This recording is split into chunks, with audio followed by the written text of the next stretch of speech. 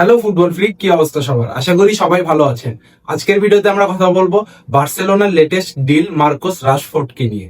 এই রাশফোর্ডকে কিন্তু একদম ঝড়ের গতিতে ম্যানচেস্টার ইউনাইটেড থেকে লোন ডিলে বার্সেলোনায় নিয়ে আসা হয়েছে। তো এই ডিলের প্রোস এবং কনস কি হতে পারে এবং এই ডিলটি কতটুকু সফল হতে পারে, এই বিষয় নিয়ে আজকের ভিডিওতে আলোচনা করব। তো আসুন ভিডিওটি শুরু করি। তো দেখেন, অনেক কম সময়ের মধ্যেই কিন্তু এই ডিলটি ডান হয়ে গেছে। পোস্ট দেখার দুই এক ঘন্টার মধ্যেই কিন্তু রাশফোর্ড বার্সেলোনাতে চলে আসেন। আর এই রাশফোর্ড কিন্তু ছোট থেকে একজন বার্সেলোনার ফ্যান ছিল এবং তিনি কিন্তু বার্সেলোনাকে অনেক আগে থেকে অ্যাপ্রোচ করেছিল তাকে বার্সেলোনাতে নিয়ে যাওয়ার জন্য। যখন তিনি ম্যানচেস্টার ইউনাইটেড থেকে অ্যাস্টন ভিলাতে চলে আসে, তখন থেকেই তিনি চাচ্ছিলেন তিনি যেন বার্সেলোনাতে মুভ করতে পারে, কেননা বার্সেলোনা তার একটি ড্রিম ক্লাব। আর যখন বার্সেলোনা দেখলো যে নিকো উইলিয়ামস ডিল এবং লুইস ডিয়াজের ডিলটি কোলাপস হয়ে গেল, তখন কিন্তু বার্সেলোনার হাতে একমাত্র অপশন ছিল এই মার্কোস রাশফোর্ড। আর মার্কোস রাশফোর্ড কিন্তু বর্তমানে ম্যানচেস্টার ইউনাইটেডের যে কোচ আছে রুবেন অ্যামোরিয়ম, এই রুবেন অ্যামোরিয়মের আন্ডারে কিন্তু মার্কোস রাশফোর্ডের কোনো জায়গা নেই, যার ফলে ম্যানচেস্টার ইউনাইটেডও তাকে ছাড়তে খুব একটা দ্বিধাবোধ করেনি বা কোনো বাধা সৃষ্টি করেনি, যার ফলে এই ডিলটি এত তাড়াতাড়ি হতে পেরেছে। তো এই মার্কোস রাশফোর্ড ডিলটি আসলে কেমন হলো বার্সেলোনার, আগে সেটি বলি। তো দেখেন, মার্কোস রাশফোর্ডকে রেজিস্ট্রেশন করতে পারবে কিনা এটা আমি এখনই বলতে চাচ্ছি না, এটা অন্য একটি ভিডিওতে বলবো। আজকে বলবো, যদি মার্কোস রাশফোর্ডকে বার্সেলোনা রেজিস্ট্রেশন করেই ফেলে লা লিগাতে, তাহলে বার্সার জার্সিতে কতটুকু ইম্প্যাক্ট রাখতে পারবে এই মার্কোস রাশফোর্ড। তো দেখেন, মার্কোস রাশফোর্ড কিন্তু লাস্ট দুইটি ধাক্কা খেয়েছে তার ক্যারিয়ারে। একটি হলো ইংল্যান্ড জাতীয় দলে তাকে ডাকা হয়নি, আর একটি হলো ম্যানচেস্টার ইউনাইটেড থেকে তাকে এক প্রকার বেরি করে দেওয়া হয়েছে।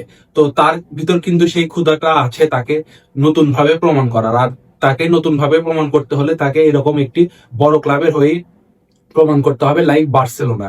আর আরো একটি অ্যাডভান্টেজ আছে, সেটি হচ্ছে তিনি বার্সেলোনাকে অনেক ভালোবাসেন এবং বার্সেলোনা ক্লাবকে অনেক রেসপেক্ট করেন। আর তার ড্রিম ছিল যে বার্সেলোনার হয়ে তিনি একদিন খেলবেন। তো এই দিক থেকে আমার মনে হয় বার্সেলোনাতে তিনি ভালো পারফরমেন্স করতে পারবেন। আর রাশফোর্ড যে একদম খারাপ মানের প্লেয়ার তা কিন্তু না, রাশফোর্ড অনেক ভালো একজন প্লেয়ার। রাশফোর্ডের যদি আপনি ম্যানচেস্টার ইউনাইটেডের প্রাইম টাইমে দেখেন, তাহলে দেখবেন যে ম্যানচেস্টার ইউনাইটেডের জার্সিতে রাশফোর্ড অনেক গোল করেছে। 130+ গোল মার্কোস রাশফোর্ড এ পর্যন্ত ম্যানচেস্টার ইউনাইটেডের জার্সিতে করেছে। তবে কিছুদিন যাবত তার অফ ফর্ম দেখা যাচ্ছিল, যার ফলে কিন্তু রুবেন অ্যামোরিয়ম তার উপর থেকে বিশ্বাস হারান এবং তাকে লোন ডিলে অ্যাস্টন ভিলাতে পাঠান।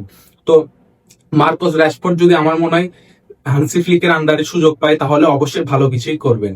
আর মার্কোস রাশফোর্ড কিন্তু একজন লেফট উইঙ্গার, আর বর্তমানে লেফট উইঙ্গে কিন্তু বার্সেলোনাতে রাফিনা খেলে। তো আমার মনে হয় এই রাফিনার সাবস্টিটিউট হিসাবেই তাকে প্রথমে খেলানো হবে। আর তিনি যদি নিয়মিত খেলতে চান, মার্কোস রাশফোর্ডকে যদি নিয়মিত খেলাতে চান, হান্সি ফ্লিক তার পারফরমেন্স যদি ভালো হয়, তাহলে কিন্তু বার্সেলোনাকে একজন প্লেয়ারকে স্যাক্রিফাইস করতে হবে। স্যাক্রিফাইস করতে হবে বললে ভুল হবে, আসলে রাফিনার পজিশন চেঞ্জ করতে হবে, কেননা রাফিনা কিন্তু ক্যাম্প পজিশনও খেলতে পারে, অর্থাৎ সেন্ট্রাল অ্যাটাকিং মিডফিল্ডার পজিশনও খেলতে পারে।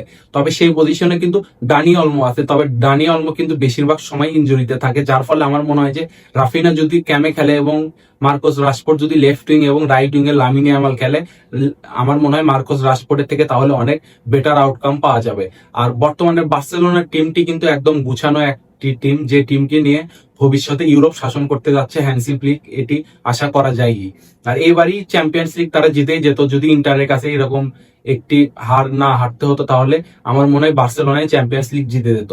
তো আমার মনে হয় যে বার্সেলোনার এই দুঃসময়ে এই ডিলটি অনেক কাজে দিবে, কেননা বার্সেলোনার কাছে কিন্তু এখন খুব বেশি টাকা পয়সা নেই যে তারা অনেক বড় বড় প্লেয়ার সাইন করবে।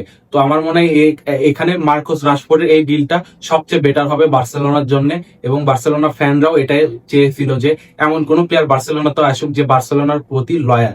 নিকো উইলিয়ামস কিন্তু বার্সেলোনাকে অতটা রেসপেক্ট করতে পারেনি, যার ফলে নিকো উইলিয়ামসের প্রতি কিন্তু বার্সার ফ্যানদের একটি নেতিবাচক মন্তব্য শুরু হয়ে গেছে। তো আমার মনে হয় মার্কোস রাশফোর্ড ডিলটি পারফেক্ট হয়েছে বার্সেলোনার জন্য। আর লুইস ডিয়াজের ডিল থেকেও বার্সেলোনা সরে এসেছে। তো আমার মনে হয় নেক্সট সিজনে মার্কোস রাশফোর্ডকে সাথে নিয়ে বার্সেলোনা দুর্দান্ত কিছু করতে যাচ্ছেন। আর আপনারা লিখে রাখতে পারেন যে এই মার্কোস রাশফোর্ড বার্সেলোনা জার্সিতে অনেক ভালো পারফরমেন্স করবে। আর আপনার কি মনে হয় যে এই রাশফোর্ড কেমন পারফরমেন্স করতে পারে আগামী সিজনে বার্সেলোনার জার্সিতে? কমেন্টে অবশ্যই জানাবেন। আর ভিডিওটি ভালো লাগলে সাবস্ক্রাইব করে আমাদের পাশে থাকবেন। ধন্যবাদ।